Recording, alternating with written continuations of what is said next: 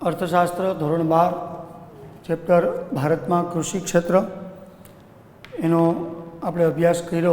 એમાં છેલ્લા વિડીયો લેક્ચરની અંદર કૃષિ ક્ષેત્રની અંદર ઉત્પાદકતા નીચી છે એના કારણો, તો નીચી ઉત્પાદકતાના જે કારણો આપણે ભણ્યા એમાં સંસ્થાકીય સુધારાઓ હતા, સંસ્થાકીય પરિબળો હતા, ટેકનોલોજીકલ પરિબળ હતા અને અન્ય પરિબળ હતા। એવી જ રીતે આ પ્રશ્નની અંદર પણ આવા કંઈક ટૂંકમાં 3 બાબતો સંકળાયેલી છે।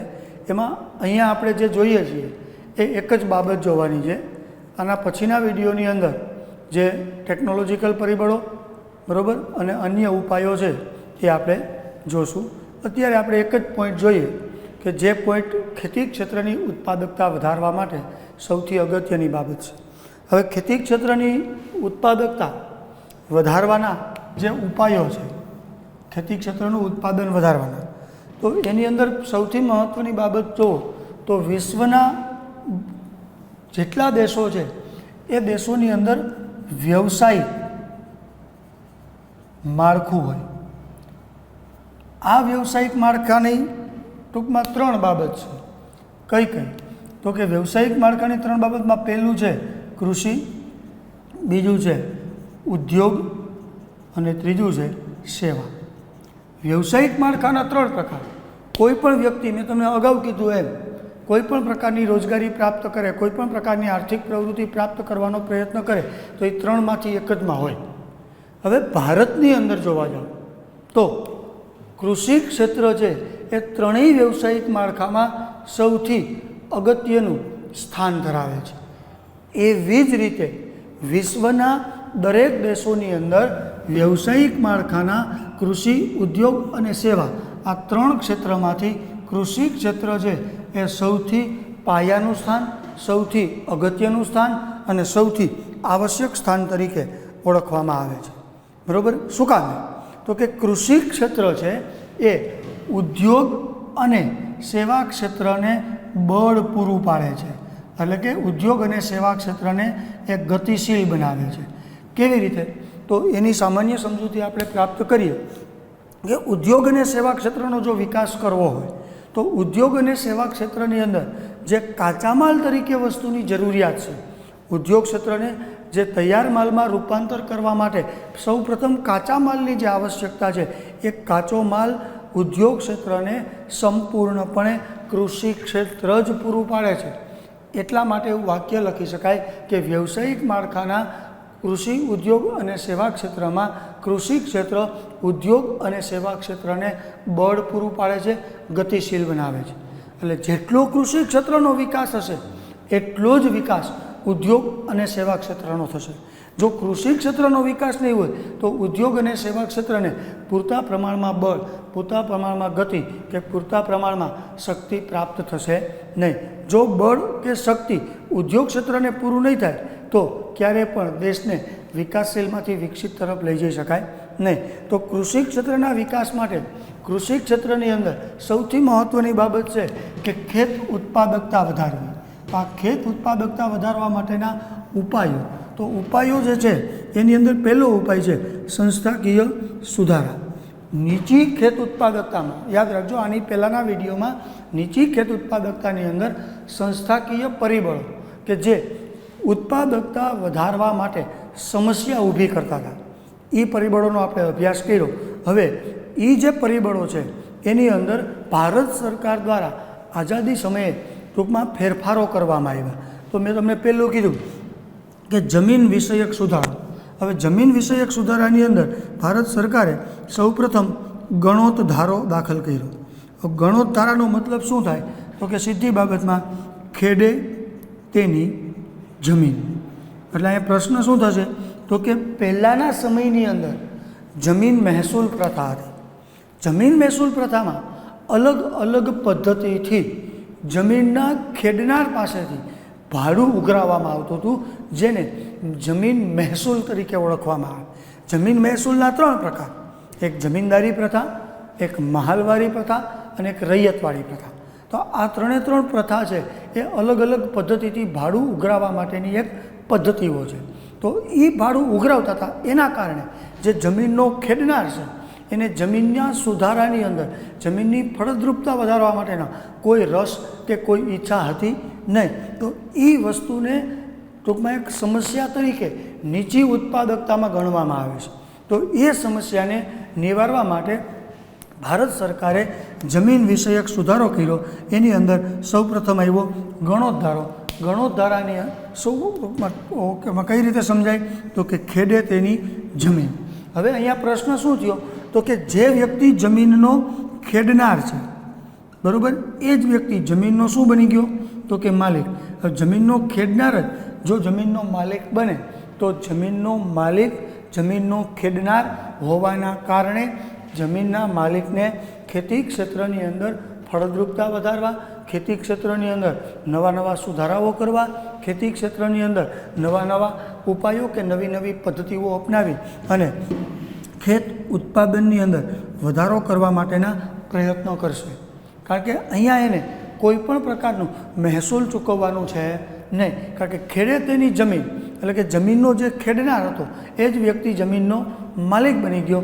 એમાં જમીનનો ખેડનાર અને જમીનનો માલિક એક બનવાના કારણે ભારતની અંદર જે જમીન વિષયક સુધારો આવ્યો એના કારણે ખેત ઉત્પાદકતા ઊંચી લઈ જવાના ઉપાય તરીકે આપણે એને ઓળખી શકીએ.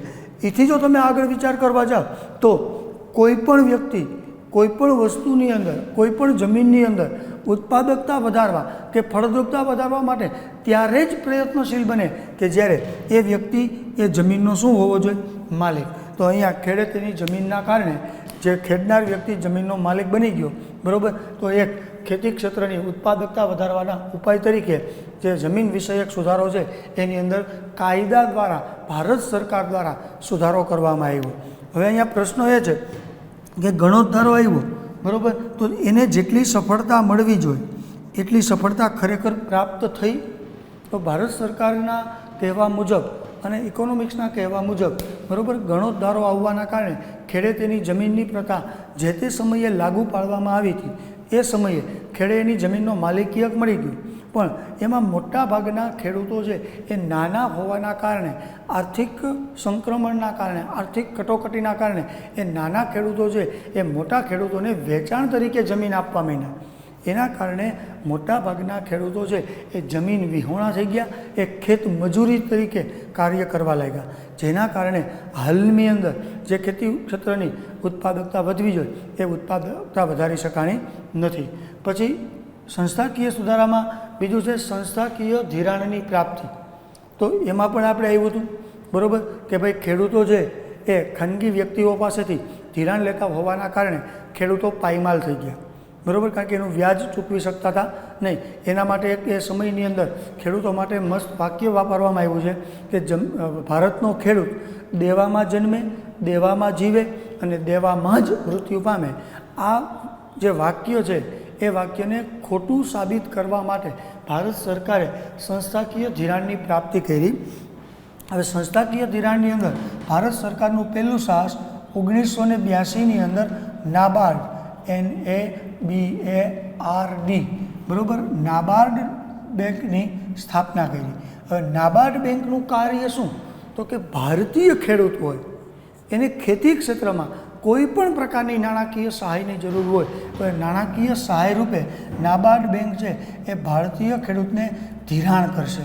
આ ધિરાણની અંદર જે વ્યાજના દર છે, બરાબર, એ ઘણા બધા નીચા છે. એ નીચા વ્યાજના દરના કારણે ભારતનો ખેડૂત છે એ ગતિશીલ બનશે એવી અપેક્ષાથી ભારત સરકારે સંસ્થાકીય ધિરાણ પ્રાપ્ત થાય એના માટે 1982ની અંદર નાબાર્ડ બેંકની સ્થાપના કરી. તો ઘણી વખત તમને એમ થશે કે ભાઈ આવી બેંક વિશે અમે ક્યારેય સાંભળ્યું નથી કે આવી બેંકનું નામ અમે ક્યાંય જોયું નથી. તો યાદ રાખજો, RBIની જેમ RBI રિઝર્વ બેંક ઓફ ઇન્ડિયાની જેમ રિઝર્વ બેંક ઓફ ઇન્ડિયાની ભારતની અંદર એક જ શાખા હોય એમ નાબાર્ડ બેંકની પણ શાખા કેટલી છે? એક જ. પણ નાબાર્ડ બેંકે આપણી આસપાસ આવેલી જે વેપારી બેંકો છે એ વેપારી બેંકોને ઓથોરિટી આપી છે. વેપારી બેંકોને ઓથોરિટી આપી છે કે શું તો કે અમારી ગાઈડલાઇન મુજબ તમે ખેડૂતોને ધિરાણ આપો, તમે જેટલું ખેડૂતોને ધિરાણ આપશો એટલું ધિરાણ અમે તમને આપશું. તો નાબાર્ડ બેંક છે એ એક ખેડૂતોને કોઈપણ પ્રકારનું નીચા વ્યાજના દરે ધિરાણ આપવા માટેની એક સંસ્થા છે જે ભારત સરકાર દ્વારા સંચાલિત છે અને ભારતીય ખેડૂતોનો વિકાસ થાય, ભારતીય ખેતી ક્ષેત્રની ઉત્પાદકતા વધે, હરિયાળી ક્રાંતિના નિક્ષેપો નાનામાં નાનો ખેડૂત છે એનો ઉપયોગ કરી શકે એના માટેની એક ટૂંકમાં સાહસ કહી શકો, એના માટેની એક સંસ્થા કહી શકો, એના માટેનું એક સરકારની એક પોલિસી કહી શકો. હવે અહીંયા પ્રશ્ન એ થાય છે કે નાબાર્ડ અને ખેડૂત બરાબર, નાબાર્ડ અને ખેડૂત વચ્ચે મધ્યસ્થી તરીકે કોણ છે? તો કે વેપારી બેન્કો. હવે વેપારી બેન્કો છે એ ભારતના ખેડૂતોને કોઈ પણ પ્રકારે ધિરાણ આપે છે ત્યારે વેપારી બેંકને નાબાર્ડ છે એ ધિરાણ આપશે.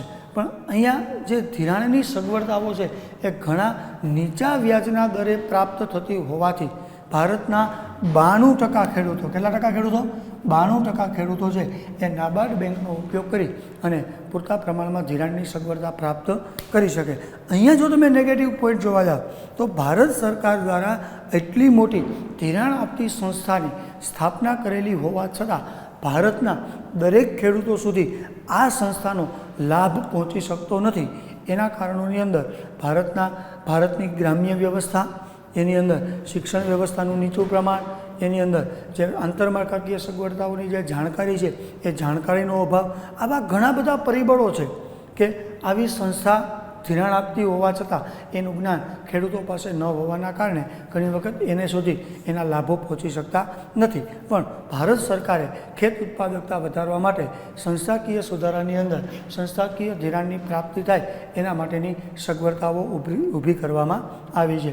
એ ઉપરાંત તમે જો વિચારવા જાઓ તો ભારતની અંદર નાબાર્ડ બેંકને અલગ અલગ પ્રકારે અલગ અલગ પદ્ધતિથી ખેત તલાવડીને લગતી બાબત હોય, કૂવાને લગતી બાબત હોય, માલનો સંગ્રહ કરવા માટે ગોદામને લગતી બાબત હોય, ખેતી ક્ષેત્રને રેવલિંગ કરવા માટેની બાબત હોય, સિંચાઈ માટે અન્ય કોઈ ડેમમાંથી કે અન્ય કોઈ નદીમાંથી પાઇપલાઇનને લગતી બાબત હોય, આવી કોઈ પણ બાબત હોય, ટૂંકમાં ખેતી ક્ષેત્રમાં કોઈ પણ પ્રકારનો ખર્ચ કરવો હોય તો એના માટેની સગવડતાઓ આપવામાં આવે.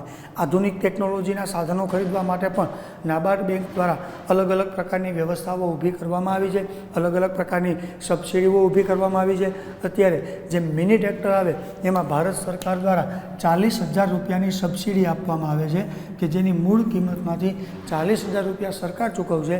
એ સિવાયની દરેક રકમની લોન તમને બેંક દ્વારા આપવામાં આવશે. એ લોન તમે હપ્તે હપ્તે ભરી શકો, એના વ્યાજના દર પણ ઘણા બધા નીચા હોય. તો આવી જે વ્યવસ્થા છે, આવા જે આપણી સેવાઓ જે આપણને પ્રાપ્ત થઈ એના કારણે પણ ખેતી ક્ષેત્રની ઉત્પાદકતાને વધારો કરી શકાય. ત્રીજી બાબત હતી નીચી ઉત્પાદકતાના કારણોની અંદર કે ભાઈ વેચાણ વ્યવસ્થા છે એની અંદર ખામી હતી.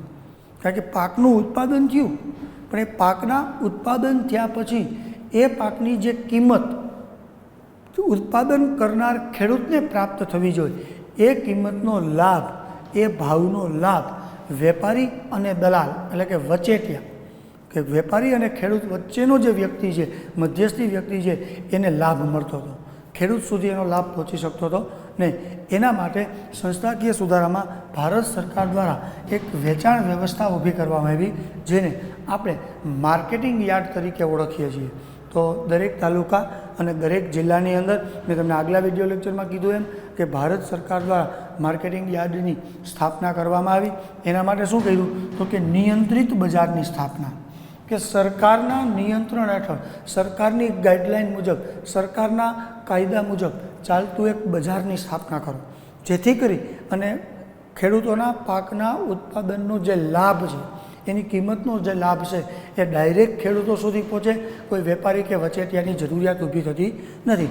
માર્કેટિંગ યાર્ડમાં કેવી વ્યવસ્થા છે તો કે ખેડૂત પોતાનો પાક લઈ અને માર્કેટિંગ યાર્ડની અંદર જાય એટલે વેપારી અને ખેડૂત એ બે સામસામે આવી જાય. વચેટિયા એટલે કે દલાલ છે એનું એમાં અસ્તિત્વ હોતું નથી. બીજી બાબત, ઉત્પાદનના સંગ્રહ માટે રાજ્ય તેમજ રાષ્ટ્રીય સ્તરે શેની વ્યવસ્થા કરવાની તો કે ગોદામોની.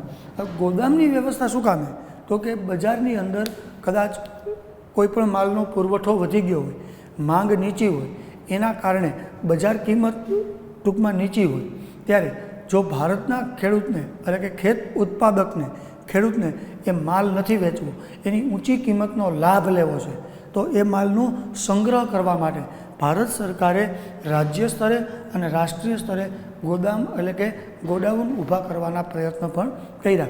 એ ઉપરાંત નાબાર્ડ દ્વારા ધિરાણની પ્રાપ્તિ દ્વારા ભારતના ખેડૂતને પોતાના ખેતરની અંદર જો ગોડામ બનાવવું હોય, મોટું ગોડાઉન બનાવવું હોય માલના સંગ્રહ માટે, તો એના માટે પણ અલગ અલગ પ્રકારની જે સબસિડીઓ છે એ આપવા માટેના પ્રયત્ન કર્યા. પછી ખેડૂતોને બજારની સંપૂર્ણ માહિતી પ્રાપ્ત થાય. સૌથી મોટામાં મોટી સમસ્યા છે ભારતની, કારણ કે ભારતીય ખેડૂતને જે માહિતી બજારની મળવી જોઈએ એ સંપૂર્ણ માહિતી પ્રાપ્ત થતી નથી. કારણ કે કોઈપણ વસ્તુની તમારે કોઈપણ પાક છે એ પાકની તમારે ઊંચી કિંમત લેવી હોય, બરાબર, તો એના માટે જરૂરી શું છે તો કે બજારની અંદર તમારી વસ્તુની માંગ અને તમારી વસ્તુનો પુરવઠો. હવે તમારી વસ્તુની માંગ અને તમારી વસ્તુનો પુરવઠો તમને એક જ જગ્યાએ જોવા મળે. એ ક્યાં જોવા મળે તો કે બજારમાં. હવે બજારની માહિતી જ્યાં સુધી ખેડૂતો સુધી પહોંચી શકતી નથી ત્યાં સુધી તમે કરેલા પાકનું ઉત્પાદન છે એની માંગ અને પુરવઠો કેટલો છે, હાલમાં માંગ અને પુરવઠો કેટલો છે, ભૂતકાળમાં એની માંગ અને પુરવઠો કેટલો હતો અને ભવિષ્યમાં એની માંગ અને પુરવઠો કેટલો થશે, એના પર સંપૂર્ણપણે કોઈપણ પ્રકારના પાકની કિંમત નક્કી થતી હોય. કારણ કે કિંમત નક્કી કરવા માટે માંગ અને પુરવઠો એના આધારે બજાર છે એ કિંમત નક્કી કરતી હોય. તો આ કિંમત નક્કી કરવા માટે ભારતીય ખેડૂતો પાસે જો બજારની સંપૂર્ણ માહિતી હોય, સંપૂર્ણ જ્ઞાન હોય તો જ એ એની કિંમત જાણી શકે. નહીંતર મેં તમને કીધું એમ વેપારીને આ બજારનું સંપૂર્ણ જ્ઞાન હોય, ખેડૂત છે એ ગ્રામ્ય વ્યવસ્થામાં રહેતો હોય, એની પાસે બજારનું જ્ઞાન ન હોય, તો વેપારી ખેડૂત પાસેથી માલ લઈ અને ઊંચા ભાવે બજારની અંદર વેચી નાખે છે. તો આવો ઊંચી કિંમતનો લાભ ડાયરેક્ટ ખેડૂતોને પ્રાપ્ત થાય એના માટે બજારની સંપૂર્ણ માહિતીનું જ્ઞાન એનામાં હોવું આવશ્યક. એના માટે સરકારે જે કૃષિ યુનિવર્સિટીની સ્થાપનાઓ કરી, રેડિયોની અંદર, ટીવીની અંદર બજારની સંપૂર્ણ માહિતી, સામાયિકોની અંદર દરેક માર્કેટિંગ યાર્ડના ભાવ, આ બધી વસ્તુઓ છે એ ખેડૂતોને ટૂંકમાં ખેડૂતો સુધી પહોંચાડવા માટેના પ્રયત્નો કર્યા. પણ ખેડૂત જો શિક્ષિત હોય તો એનું જ્ઞાન એ પ્રાપ્ત થઈ શકે. ખેડૂત શિક્ષિત જ નથી તો એનું જ્ઞાન એને પ્રાપ્ત થઈ શકતું નથી. પણ રેડિયોની અંદર જે આયોજન કાળથી માંડી અને અત્યાર સુધી એટલે કે 1951થી અત્યાર સુધી રેડિયોની અંદર ગામનો ચોરો નામનો જે કાર્યક્રમ છે એની અંદર કોઈપણ પ્રકારના પાકની વૃદ્ધિ માટે, કોઈપણ પ્રકારના રોગને નિયંત્રણમાં લાવવા માટે, તમારી જે ટૂંકમાં ઋતુ અનુસાર પાક હોય એના બજાર કિંમત કેટલી હશે, એની માંગ કેટલી, એનો પુરવઠો કેટલો, એને લગતી જે સંપૂર્ણ માહિતીઓ છે, બરાબર, એ માહિતીઓ ટૂંકમાં એની અંદર આપવામાં આવે છે જેથી કરીને ટૂંકમાં ભારતનો ખેડૂત છે એ બજારથી માહિતગાર રહે. ત્યાર પછીની બાબત છે ઉત્પાદનના ભાવ સુરક્ષિત કરવા. ઉત્પાદનના ભાવ સુરક્ષિત કરવા એટલે શું તો કે કોઈપણ પ્રકારના ઉત્પાદનનું જે ઉત્પાદન છે એનો ભાવ ખરેખર કેટલો હોવો જોઈએ, નીચામાં નીચો કેટલો હોવો જોઈએ, એને તમે એક ટૂંકમાં એક તળિયાના ભાવ તરીકે પણ ઓળખી શકો, એક ટેકાના ભાવ તરીકે પણ ઓળખી શકો. આ બંને વસ્તુ છે, બરાબર, એને તમે એક ટેકાના ભાવ તરીકે પણ ઓળખી શકાય. કારણ કે સરકાર દ્વારા ઋતુ અનુસાર જે પાકનું ઉત્પાદન થવાનું હોય, માની લો કે ચોમાસાની ઋતુ હોય તો મગફળીનું ઉત્પાદન થવાનું હોય તો સરકાર દ્વારા મગફળીના ઉત્પાદને 20 કિલોનો એક સરકાર ભાવ નક્કી કરે કે એ ભાવથી નીચા ભાવે તમે કોઈપણ પ્રકારે એનું વેચાણ કરી શકતા નથી કે વેપારી એની ખરીદી કરી શકતો નથી. કદાચ જો વેપારી નીચા ભાવે તમારી પાસે માંગે તો તમે એ વસ્તુનું વેચાણ સરકારને કરી દો, સરકાર તમે એને નક્કી કરેલો ભાવ આપશે. તો ઉત્પાદનના ભાવ સુરક્ષિત કરવા અને તળિયાના ભાવ સરકાર દ્વારા નક્કી કરવા, બરાબર, એ પણ ખેડૂતોની અંદર ટૂંકમાં આર્થિક સદ્ધરતા વધારવા માટેનું એક ટૂંકમાં પાયાનું પગલું છે. આર્થિક સદ્ધરતા જો ખેડૂતની વધશે તો જ ખેત ઉત્પાદકતા વધારી શકાય. કારણ કે આર્થિક સદ્ધરતાના કારણે ખેતી ક્ષેત્રની અંદર પાકને સુરક્ષિત કરવા માટે જે ઉપાયો છે, બરાબર, સુધારેલ બિયારણનો ઉપયોગ છે, જંતુનાશક દવાનો ઉપયોગ છે, એ પૂરતા પ્રમાણમાં થશે તો ખેતી ક્ષેત્રની અંદર ઉત્પાદકતા છે એ ઓટોમેટિક વધશે. એને ઘટાડવા માટેની કોઈ બાબત છે નહીં. ત્યાર પછીની બાબત ચોથો સંસ્થાકીય સુધારો આવે છે કૃષિ સંશોધન. તો કૃષિ સંશોધનની અંદર સૌથી મહત્ત્વની બાબત છે કે જો ભારતીય ખેડૂત છે, ટૂંકમાં ભારતીય ખેડૂત છે, બરાબર, એમાં અક્ષર જ્ઞાનનો શું છે અભાવ છે. હવે અક્ષર જ્ઞાનના અભાવના કારણે ભારતીય ખેડૂત છે એ પોતાના ખેતી ક્ષેત્રની અંદર અથવા પોતાના ખેતરની અંદર કોઈ પણ પ્રકારના નવા સંશોધનો કરતો નથી અથવા કરી શકતો નથી. તો આવા સંશોધનો કરવા માટે ભારત સરકાર દ્વારા કૃષિ યુનિવર્સિટી